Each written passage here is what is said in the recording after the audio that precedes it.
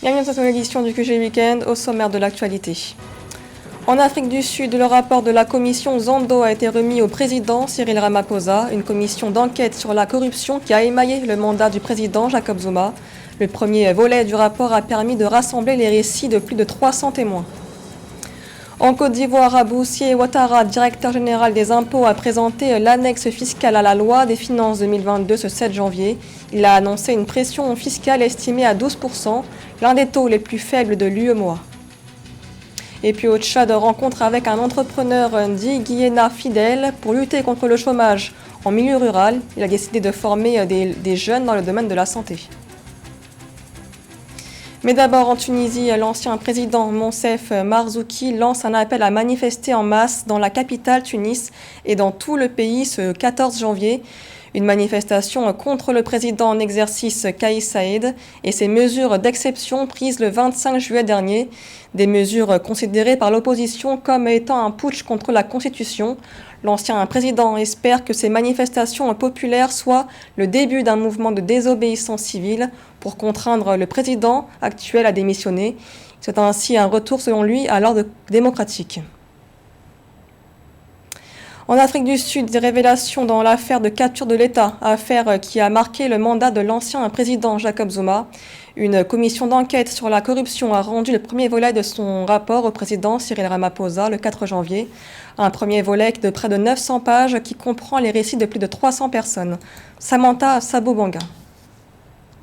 Le président Cyril Ramaphosa vient de recevoir le premier rapport sur la corruption en Afrique du Sud. Un rapport accablant pour l'ancien chef de l'État, Jacob Zuma. Remis mardi 4 janvier 2022, ce document est le fruit de 4 années de travail sur des allégations de corruption au sommet de l'État et qui ont placé le parti au pouvoir au cœur de la vindicte. Cette commission avait été instaurée par Jacob Zuma lui-même en février 2018 avant que l'État ne se resserre sur lui. Empêtré dans des scandales de corruption, l'ancien président a vite fait d'être démis de ses fonctions la même année. Je pense finalement que l'Afrique du Sud est un exemple dans la lutte contre la corruption, à l'instar de beaucoup d'autres pays où les présidents ont mis du temps au pays, il n'y a pas d'alternance, donc ils peuvent se permettre beaucoup de choses sans qu'on les pointe du doigt. Et je rappelle aussi que Jacob Zuma est celui-là qui avait commandé déjà sous sa présidence personnelle un rapport qui le épinglait déjà et qui n'a pas pu épingler Ramaphosa. Donc ce qui m'inquiète maintenant, c'est que fera Ramaphosa de ce rapport. La première partie du document très attendu comprend de nombreux chapitres sur la compagnie aérienne South African Airways et les services fiscaux selon Raymond Zondo, le juge qui préside cette commission mise en place pour éradiquer ce fléau qui gangrène la nation arc-en-ciel.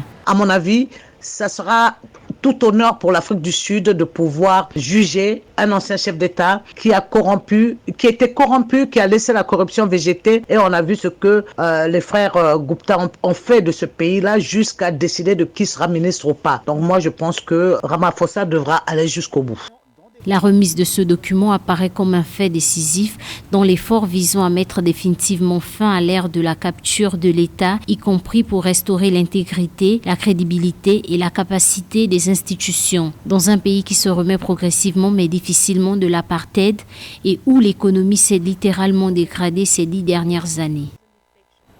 Le Ghana rejoint le Conseil de sécurité de l'ONU. C'est la 3e fois que le pays occupe un siège en tant que membre non permanent. Son mandat prendra fin en décembre 2023. Le Ghana aura notamment la mission de promouvoir la paix et la sécurité internationale. L'Afrique sera sa première priorité. Mildred Yamou. Le Ghana fait son entrée au Conseil de sécurité des Nations Unies 15 ans après sa dernière élection en tant que membre non permanent. Le nouveau mandat du pays d'Afrique de l'Ouest est en cours depuis le 1er janvier 2022. Le Ghana siégera à ce Conseil jusqu'en décembre 2023. Il représente ainsi l'Afrique au sein de l'organe onusien, aux côtés du Kenya qui termine son mandat fin 2022. En ce moment particulier, la participation du Ghana est quand même salutaire parce que ça arrive à un moment où la crise, l'instabilité politique et sécuritaire dans l'Afrique de l'Ouest est à son paroxysme.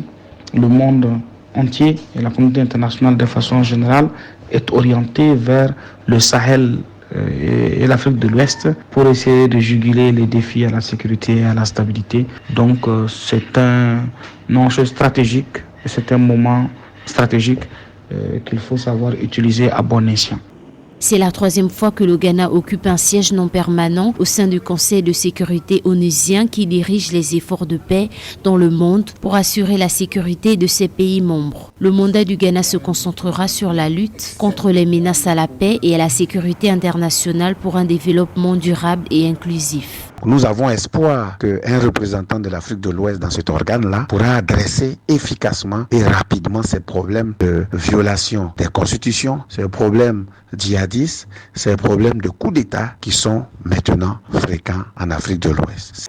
La première intégration du Ghana au Conseil de sécurité des Nations Unies remonte aux années 1960 et plus récemment de janvier 2006 à décembre 2007. Le Conseil est composé de 15 membres, 10 sièges pour les membres non permanents et 5 pour les membres permanents, à savoir la Chine, la France, la Russie, le Royaume-Uni et les États-Unis d'Amérique qui disposent d'un droit de veto. En Côte d'Ivoire, la pression fiscale est estimée à 12%. C'est ce qu'a annoncé ce vendredi 7 janvier le directeur général des impôts, Aboussié Ouattara, lors d'une présentation de l'annexe fiscale à la loi des finances 2022. Ce taux serait l'un des plus faibles de l'UEMOA, alors que la norme admise est de 18%. Les précisions de Joël Vallot. Entre 2020 et 2021, la pression fiscale en Côte d'Ivoire est passée de 12,5% à 12%, devenant l'un des taux les plus faibles de l'espace UEMOA, établi à 18% selon Aboussié Ouattara, directeur général des impôts. À l'en croire, l'annexe fiscale 2022 permettra de remonter ce taux à travers la mise en place de nouvelles dispositions visant la transformation structurelle de l'économie ivoirienne, la lutte contre la pauvreté et le chômage des jeunes. Cette baisse de la pression fiscale est techniquement la résultante du fait qu'on a eu une croissance du PIB plus que proportionnelle au taux de collecte des impôts et des taxes. Plusieurs entreprises ont soit bénéficié d'exemptions d'impôts et de taxes ou n'ont peut-être pas payé à bonne date les taxes et les impôts. Au plan social, l'objectif de l'annexe fiscale 2022 est de consolider la réduction du taux de pauvreté estimé à 39,4% en 2020 à travers la politique de l'emploi et le doublement du PIB par habitant à l'horizon 2030. L'atteinte de ces objectifs se fonde sur plusieurs hypothèses, dont celle d'une mobilisation plus accrue des recettes fiscales pour améliorer le taux de pression fiscale à 17%. Pour que l'impôt fonctionne, les citoyens doivent avoir confiance dans leur gouvernement et dans les autorités de ce que l'argent contribué, l'argent imposé est utilisé pour le bien-être des populations. L'annexe fiscale 2022 envisage aussi la prolongation de la durée de validité de l'attestation de régime fiscal en matière d'acompte d'impôts sur le revenu du secteur informel qui passe d'1 an à 3 ans. Des mesures fiscales en faveur de la microassurance et l'institution d'une taxe sur la communication audiovisuelle. Au Tchad, les campagnes se vident peu à peu de leur main-d'œuvre. En effet, le chômage en milieu rural entraîne l'exode des jeunes vers les grandes villes du pays. Pour faire face à ce fléau, un jeune entrepreneur se lance dans la formation des jeunes dans le domaine de la santé. Reportage de notre correspondant Mahamat Ramadan. Au Tchad, le manque d'emploi en milieu rural accentue l'exode massif des jeunes vers les grandes villes du pays. Mais quelques rares parmi eux résistent à la tentation pour entreprendre localement. C'est le cas du jeune Digeyama Fidèle qui s'est investi dans la formation des jeunes en sciences sociales. Son objectif est de contribuer à rehausser le personnel soignant dans sa province qui manque d'agents de santé qualifiés. C'est dans cette optique que j'avais créé cette école en 2009. J'ai eu cette idée, j'ai dit mais pourquoi ne pas créer une école carrément ça pour pouvoir résoudre certains problèmes que mes petits frères éprouvaient en Djamena. Donc c'était d'abord pour aider mes petits frères qui venaient pas forcément de centre-ville de ça, mais dans les petits villages de Moïchari et de Mandoul. L'exode rural engendre ainsi la fuite massive des cerveaux locaux hors de leur région et affaiblit les productions locales. Pourtant, selon le jeune entrepreneur, la décentralisation et l'appui des structures d'encadrement dans les provinces peuvent davantage stimuler l'entrepreneuriat local et attirer des investissements. Nous avons formé des agents santé, un qui a même sa certification, qui lui donne droit, comme tous les autres, à la fonction publique, à l'intégration à la fonction publique, mais qui a préféré ouvrir son cabinet. gagne normalement sa vie. Un jour, il m'a demandé d'évaluer que par mois, quelqu'un gagne pratiquement 1 million par mois. Tu lui demandes d'aller travailler pour gagner 100 000 francs. Il faut être bête pour faire ça. En 2022, le gouvernement du Tchad a lancé un fonds de 30 milliards de francs CFA pour promouvoir l'entrepreneuriat. Toutefois, les jeunes porteurs de projets en milieu rural ne bénéficient pas de crédits bancaires qui leur permettraient de se lancer ou de développer leur activité. Et à la page sport à présent, retour sur la Coupe d'Afrique des Nations en 2013. À l'époque, l'équipe burkinabé de football des Étalons était dirigée par un nouvel entraîneur, le Belge Paul Put. Il était secondé par l'ancien international Sidi Napon. Leur objectif était de qualifier l'équipe burkinabé pour la CAN 2013 et franchir le premier tour de la compétition. Ils avaient également la mission de qualifier les Étalons pour le Mondial 2014. On écoute Sidi Napon qui revient sur ses moments forts.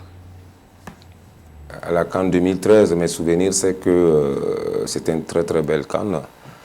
Et je vois le match, la finale contre le Nigeria. On est passé de très peu comme ça devant la finale. Et puis vraiment, c'est quelque chose d'inoubliable. Et je pense que c'est le match Nigeria-Burkina. Et sans oublier aussi le match contre le Ghana, où ce match était très très palpitant, très intéressant, où on s'est fait avoir par l'arbitre sur tous les côtés, mais avec tout ça, ils ont expulsé Pitropa et avec tout ça, on s'est qualifié au fait. Et après avoir été sélectionneur adjoint de l'équipe senior du Burkina Faso et ensuite entraîneur de l'équipe junior, Sidi Napon a continué son parcours en France. Malgré son expérience, il n'a pas poursuivi sa carrière sur le continent. On écoute ses explications. Bien sûr, vous savez, en Afrique, comment ça se passe. Une fois que vous avez fait votre part du travail, on essaie de tout faire pour ne pas continuer. Normalement, avec le Burkina, j'ai fait la finale, après j'ai pris les juniors. Bon, les résultats n'étaient pas mal comme il le fallait, donc on m'a remercié. Et de tout ça, ce n'est pas un problème. Et la Coupe d'Afrique des Nations débute aujourd'hui avec 2 matchs. Le match d'ouverture entre le pays hôte, le Cameroun, et le Burkina Faso. Ensuite, ce sera au tour de l'Éthiopie et du Cap-Vert de s'affronter ce dimanche. Écoutons les pronostics de Sidi Napon. Il faut parler du Burkina Faso aussi. On sera la surprise de cette CAN-là. Une équipe comme la Gambie, que les gens négligent beaucoup. Mais les Gambiens, ils ont un football un peu qui ressemble au football sénégalais parce qu'il y a beaucoup de Gambiens qui évoluent vers le Sénégal et ils sont frontières. Et je pense que la Gambie, qu'il peut faire quelque chose de surprenant dans cette CAN-là. Et dans ce contexte de Covid-19, la CAF a annoncé ce samedi, à la veille de la compétition, des mesures notamment sur le nombre minimum de joueurs dans le cas d'une équipe touchée par la Covid-19. Les équipes ne pouvant aligner 11 joueurs négatifs au Covid sur le terrain perdra automatiquement le match. Parmi les mesures prises également, le remplacement par un autre joueur du gardien de but en cas d'absence de ce dernier, seulement si le nombre total de joueurs disponibles atteint au moins 11. Et par ailleurs, si le résultat du test PCR d'un joueur est positif, il ne sera pas autorisé à se rendre au stade ou à participer au match. Rappelons que plusieurs joueurs des sélections en lice ont été déclarés positifs au coronavirus. Ce journal a été réalisé par l'ensemble de la rédaction. Merci de l'avoir suivi. Information continue sur Africa 24.